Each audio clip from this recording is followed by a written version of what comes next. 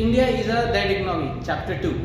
Indian rupee अपने all time लो पे आ चुका है, जिसमें उसने एक 90 का जो एक साइकोलॉजिकल बैरियर था उसे भी तोड़ दिया है।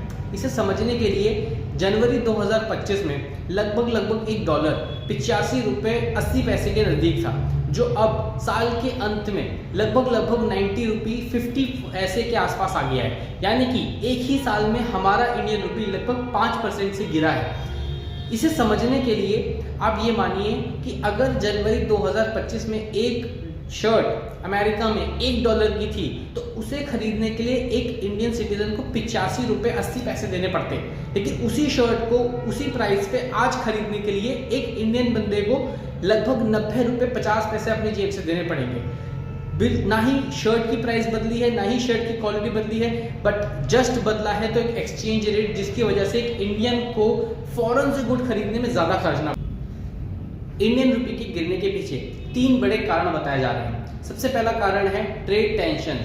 जब से यूएस ने हम पे 50% टैरिफ लगाया है, इंडिया और यूएसए का ट्रेड एक बैडली तरीके से हिट हुआ है, जिसे बैलेंस करने के लिए इंडियन गवर्नमेंट ने कई सारे स्टेप्स लिए हैं, जैसे कि यूएसए से कौन खरीदना, उनसे जो हथियार खरीदते हैं उसकी संख्या को बढ़ा देना, और इसके बाद रशिया से खरीदने वाले तेल में कमी करना। लेकिन उसके बाद भी अब तक इंडिया और यूएसए के बीच में कोई एक फ्री ट्रेड एग्रीमेंट या फिर एक अच्छी डील होती नजर नहीं आ रही है, जिसकी वजह से इंडियन रुपी बुरी तरह हिट हुआ है। दूसरा बड़ा कारण है हमारे स्टॉक मार्केट में इन्वेस्ट करने वाले फॉरेन इन्वेस्टर्स का बाहरी लेवल पे अपने पैसे को पुल करना।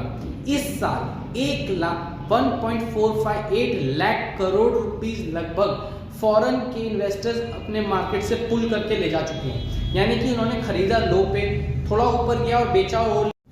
तीसरा बड़ा कारण है अपना ट्रेड डेफिशिएट, जो कि इस साल $41 बिलियन टच कर चुका है। यानी कि हम जब किसी बाहर के देश के साथ ट्रेड करते हैं तो हम 41 बिलियन का ट्रेड डेफिशिएट फेस करते हैं, जो डायरेक्टली हमारे इंडियन रुपी को हिट करता है।